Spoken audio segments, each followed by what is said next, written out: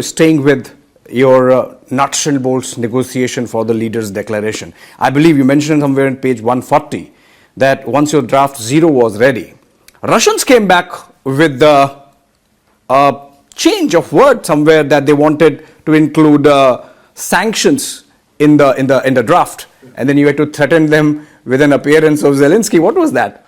So we had reached a stage. First of all, let me say that we didn't host the Sherpa meeting in Delhi, because the pulls and pressure would have been enormous, with media coming in and so on. So we took the Sherpas out 70 kilometers away to Nu.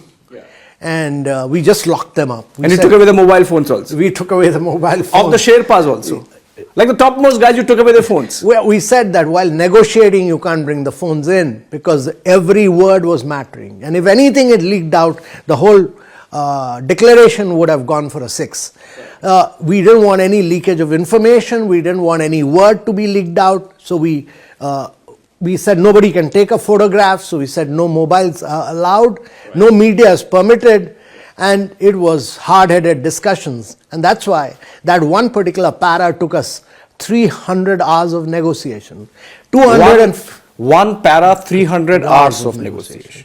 250 bilateral meetings. 16 drafts failed. The 17th draft succeeded. And therefore, that particular para was very, very critical for us. The Russia-Ukraine crisis. That was at its peak, and we had to really work hard on that.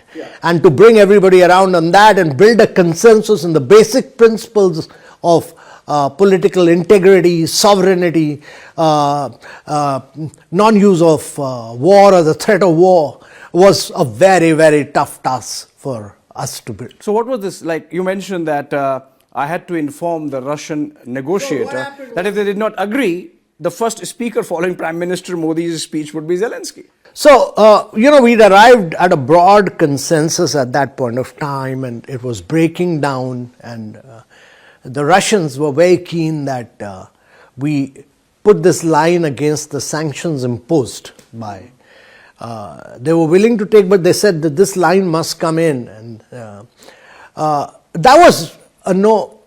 It was not feasible, because G7 would have never accepted it. Several emerging markets were also not willing to accept it, but G7, it was a no-go, and therefore we had the Russian Sherpa, but we had another gentleman who was the deputy minister who came in, and Mr. Pankin. And Mr. Pankin, you mentioned. He came in for the first time, and I took him to my room, and then I discussed this with Mr. Jaishankar, and he said that, what had happened in Indonesia was that they invited Mr.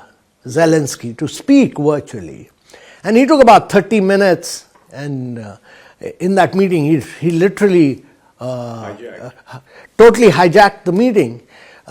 Instead of speaking for 3 minutes, he spoke for 30 minutes. Now, we just told the Russians that if you do not agree, we have no other option but tomorrow to get, and the G7 were very insistent that we must get Mr. Zelenskyy to speak. We were totally opposed to it. The Prime Minister was very clear that this is a G20 meeting and we can't get outside forces to come in. And therefore, we had to tell him that if you don't agree, we have no other option but to get Mr. Zelenskyy to speak. And finally, the Russians agreed as a consequence of that.